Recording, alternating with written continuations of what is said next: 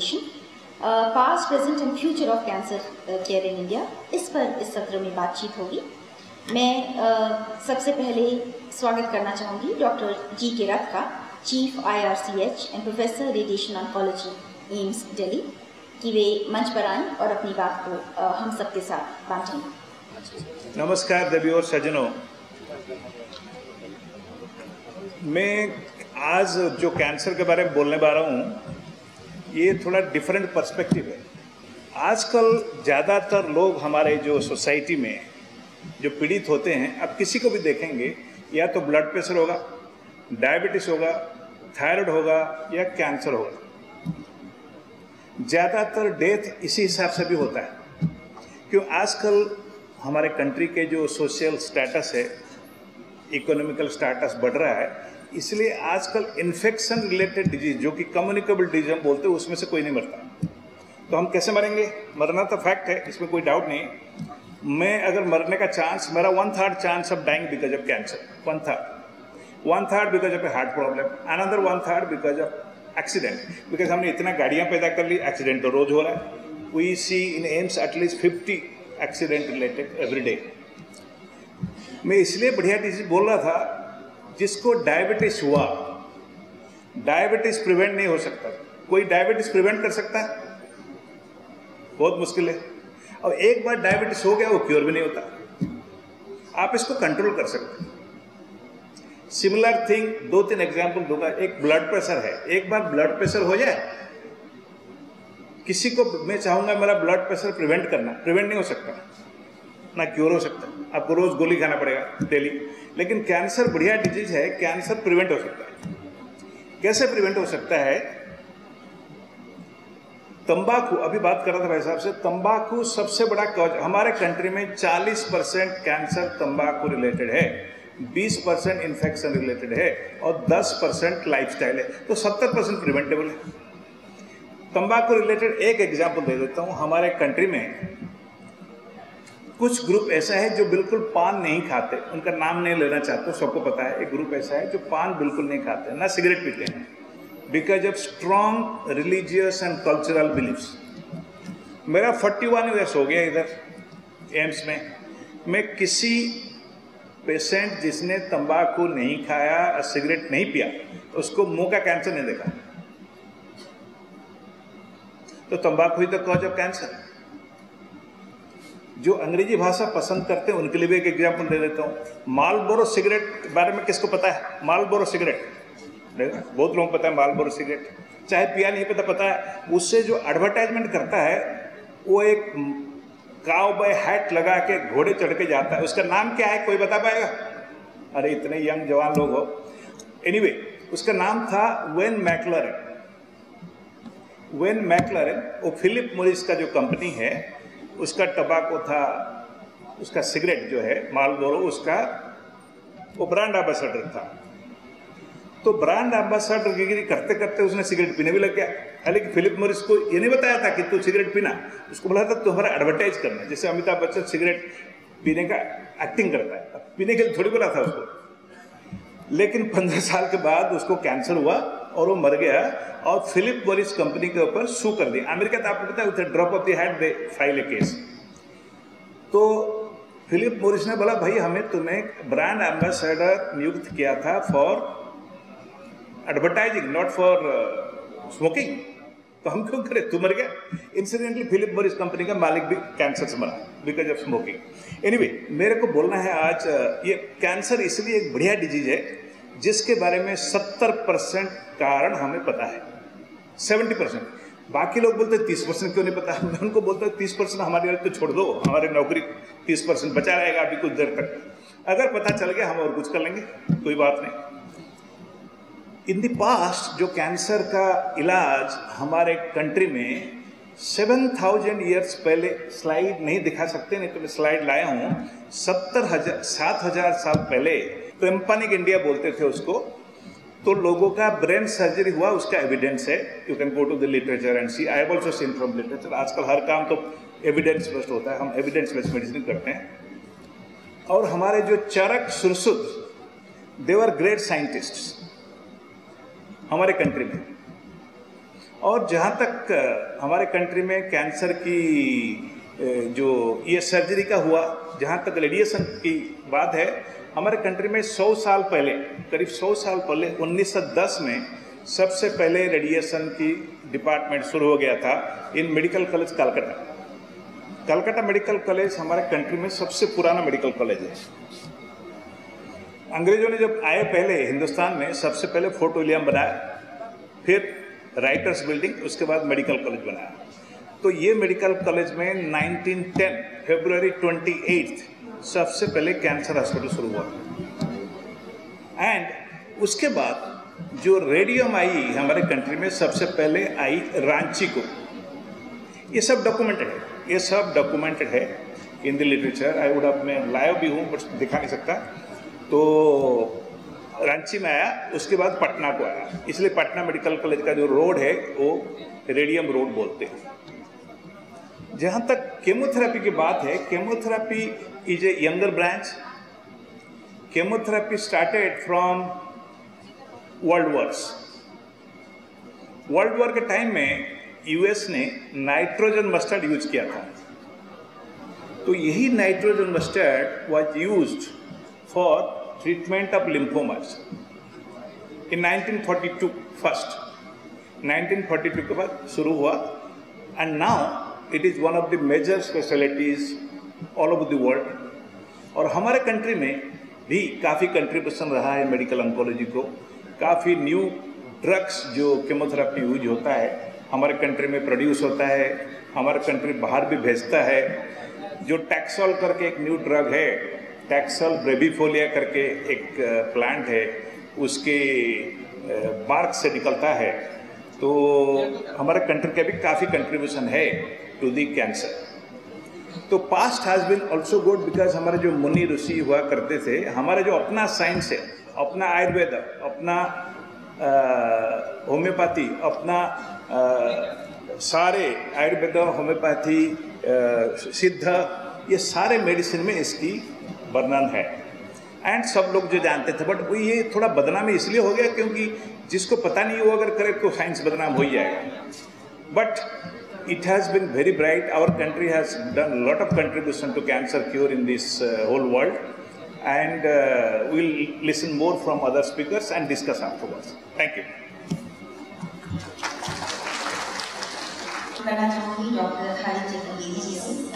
He is chairman Max Oncology, Max Hospital Delhi, and he is speaking to us about the present scenario as breast cancer is concerned. Dr. Khalid Jahangiri.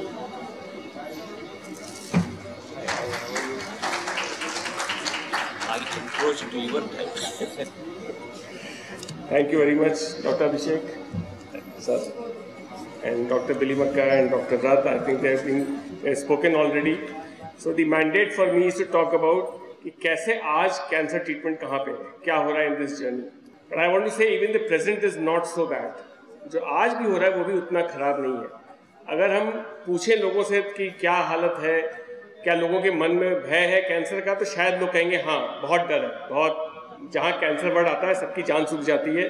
जैसे मैं अपने staff को समझाता हूँ कि सबके घर में एक लाल बटन होता है, जैसे ही कैंसर में वो लाल बटन दबा देते हैं और सारे जान पहचान रिश्तेदार सबके एक रेड अलर्ट चला जाता है कि भाई कैंसर हुआ है, what help we can provide in terms of information, knowledge sharing, कि हमारे फलानों को हुआ था उसका ये इलाज, like that. So there is lot of emotional side and there is lot of fear factor. Having said that, अगर हम ये बताएं आपको कि पिछले 20 साल में हर साल कैंसर का क्योर रेट इंप्रूव होता गया। 1990-95 में अगर ओवरऑल कैंसर मोर्टेलिटी लगभग 35-40% की रेंज में थे, तो आज वो डेवलप्ड वर्ल्ड में 55-60% सर्वाइवल रेट हो गया है। The mortality has come down, survival is improved. तो ऐसा क्या हुआ है कि एक तो सर्वाइवल इम्प्रूव किया है लेकिन डर बढ़ता जा रहा है। डर इसलिए बढ़ रहा है क्योंकि कैंसर का इंसिडेंस बढ़ गया है।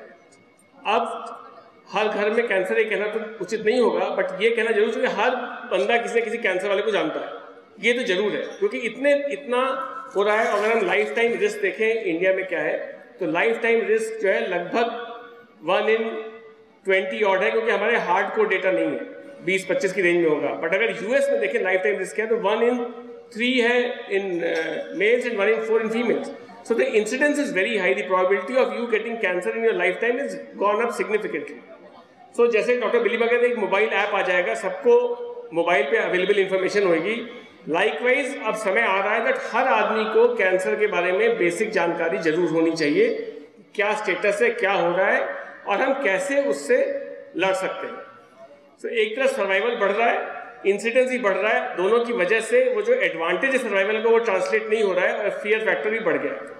बट अगर हम देखें कि क्या कैंसर प्रिवेंटेबल है, कुछ कैंसर प्रिवेंटेबल है, तो आंसर है कि हाँ, इसमें से लगभग 35-40% कैंसर प्रिवेंटेबल है, यानी कि जो लाइफ टाइम रिस्क है वो 1/3 से कम हो जाएगा अगर हम कुछ बहुत बेसिक चीज़ें, जैसे तंबाकू है जो सबको पता है, तंबाकू इज अ कॉजेटिव फैक्टर, जैसे कि कुछ इन्फेक्शन हैं, हेपेटाइटिस इन्फेक्शन है, HPV इन्फेक्शन है, तो इन सब चीज़ों की अगर अवेयरनेस बढ़ जाए और प्रॉपर एप्लीकेशन होए इन्फॉर्मेशन का, तो कैंसर का इंसिडेंस बढ़ जाए, घट जाए। तो एक तो प्रिवेंशन वाला फ्रंट है जो हम सबके लिए बहुत जरूरी है कि सबको पता हो, समाज को अगर ये पता हो, अगर ये सिविल सोसाइटी इसमें प्रॉपर मोबिलाइजेशन करेगी तो ये सब चीज़ें होएंगी। आज नहीं होएंगी, 2 साल बाद होएंगी, 5 साल बाद होएंगी, 7 साल, बट होएंगी जरूर, क्योंकि truth has to prevail. If this knowledge becomes it comes in domain of common people and everybody starts believing in it, तो ये होना ही होना है। So एक तो ये है कि हम लोग कैसे प्रिवेंशन की तरफ बढ़ सकते हैं, कैसे हम अर्ली डिटेक्शन कर सकते हैं। तो एक फैक्टर तो हो गया कि प्रिवेंट कर ले, दूसरा हो गया कि जैसे हमारे देश में आज से 20-25 साल पहले रैम्पेंट हम लोग कहते थे कि 80% 85% कैंसर एडवांस स्टेज में आता है। आज वो परसेंटेज थोड़ा कम हो रहा है, हालांकि प्रॉब्लम क्या है कि अभी भी ज़्यादा सुविधाएं और अवेयरनेस मेट्रो सिटीज के अराउंड रिवॉल्व कर रही हैं, इसलिए हम लोग उतना जो पूरे कंट्री में इम्पैक्ट है वो नहीं देख पाते हैं। बट हैविंग सेड दैट, अगर ये देखें कि ओवरऑल अर्ली डायग्नोसिस हो रही है कि नहीं हो रही है, तो वहाँ एक आध स्टडीज हैं जिसमें देखा गया है कि जो एवरेज ब्रेस्ट ट्यूमर था at time of diagnosis, Tata की स्टडी है, वो 1995 के आसपास लगभग 4.5-5 सेंटीमीटर का था, आज वो 2.5 सेंटीमीटर का हो गया है। तो अगर वो कम हुआ है साइज में, इसलिए कम हुआ है क्योंकि अवेयरनेस बढ़ गई है। आज जैसे किसी को कोई गांठ फील होती है, किसी को मुंह में छाला होता है, तो प्रोबेबिलिटी ज़्यादा है कि वो डॉक्टर के पास जाएगा, जांच कराएगा, देखेगा। सो मीडिया का, हम सबका, इन तरह के मूवमेंट से ये रोल है कि हम लोगों में अवेयरनेस बढ़ाएं कि कोई भी सिम्टम हो, कोई भी लक्षण हो, उसको अगर 3-4 हफ्ते से ज़्यादा वो रह गया तो कैंसर रूल आउट करें। अनफॉर्चुनेटली जैसे कार्डियक में होता है कि एक चेस्ट पेन होता है, तो एक क्लिनिकली ना डिफरेंशिएटिंग फैक्टर है कि लोगों को पता है चेस्ट से पेन हुआ है, rule out heart attack. Cancer head से तो हर हिस्से में होता है, बड़े वेग सिम्टम्स होते हैं, कुछ क्लैरिटी नहीं होती, कोई डिफ्रेंसिएशन नहीं हो सकता। जैसे हम लोग कहते हैं ब्लड में लैट्रिन में ब्लड आ गया, रेक्टम में ब्लड आ गया, तो वो जो है पाइल्स से ज़्यादा कॉमन होता है, कैंसर से बहुत कम होता है। इसलिए जनरल टेंडेंसी होती है ये मान के चलो कि पाइल्स ही होगा। Likewise, the approach to rule out cancer is not so deeply seated in our mindset. But as the awareness will improve, this will also improve and the early detection will happen. So that is another very important factor, that people have to go gradually become more and more aware and seek out exclusion of cancer earlier rather than later.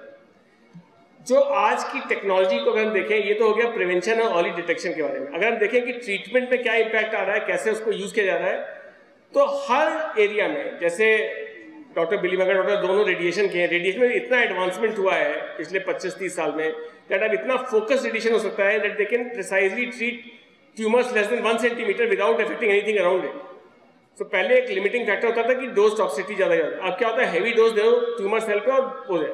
अगर मैं surgeon हूँ, अगर मैं देखूँ surgery में क्या क्या हो रहा है, तो सर्जरी में रोबोट से लेके माइक्रोस्कोप तक सब कुछ थिएटर में अवेलेबल है आजकल, और हर चीज़ का मैग्नीफाइड व्यू मिलता है, ज़्यादा प्रिसाइज सर्जरी होती है, ज़्यादा एक्यूरेट सर्जरी होती है, तो उससे प्लानिंग और एक्यूरेसी ऑफ डिलीवरी और कॉम्प्लिकेशन रेट कम हो जाता है। तो एक तरफ तो कंट्रोल रेट इंप्रूव होता है और क्वालिटी ऑफ लाइफ इंप्रूव होती है। अगर मेडिकल ऑन्कोलॉजी में देखें तो आजकल इतना एडवांसमेंट हो गया, molecular biology, targeted therapies. The point I am trying to make that in every area the integration and the use of knowledge has today in 2015, 14, 13, मतलब आज पिछले 5-7 साल में और अगले 2-4 साल तक के लिए शायद ये रेलिवेंट होगा, that हर एरिया में इतना डेवलप होगा कि हमें बहुत कॉन्फिडेंस से हम लोग अर्ली डिटेक्शन कर सकते हैं, बहुत कॉन्फिडेंस से हम लोग application of these modern tools for better delivery of outcome कर सकते हैं।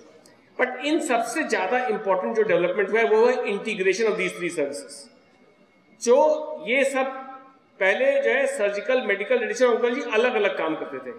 जो पिछले 2-4-5 साल की देन है वो ये है कि अब सब मिलके काम करते हैं। अब ये मैंडेट है ज़्यादातर बड़े कैंसर हॉस्पिटल्स में सर्विसेज में, अगर head and neck cancer treatment करने की एक टीम है तो उनकी जिम्मेदारी है कि आपस में पहले बात करें कि भाई ये सो एंड सो इनका ये डायग्नोसिस है, ओरल कैंसर है, ये साइज है, इसका हम पहले सर्जरी करेंगे फिर रेडिएशन करेंगे, या पहले रेडिएशन करेंगे सर्जरी करेंगे. So this integration, this I would say that this submission of the individual ego to the group's collective knowledge is one of the important things which has happened in last few years, and I think this will have maximum impact in both in the journey of knowledge and also in bringing better outcomes to our patients. This is one major development. Likewise, this whole scenario has led to more hope and optimism. So today the patients are much better aware and informed and empowered.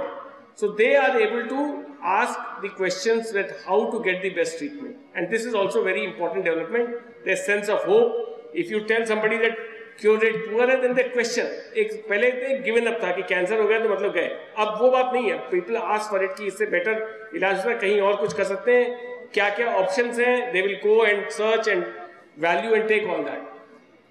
Fourth very important thing which I want to talk about is that the connectivity of multiple institutions.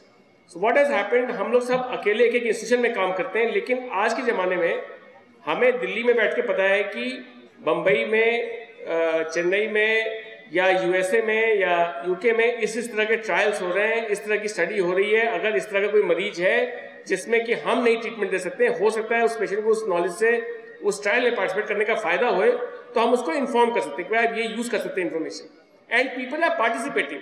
So largely there is lot of engagement and possibility of even getting recruited in very trials or studies going on far away places.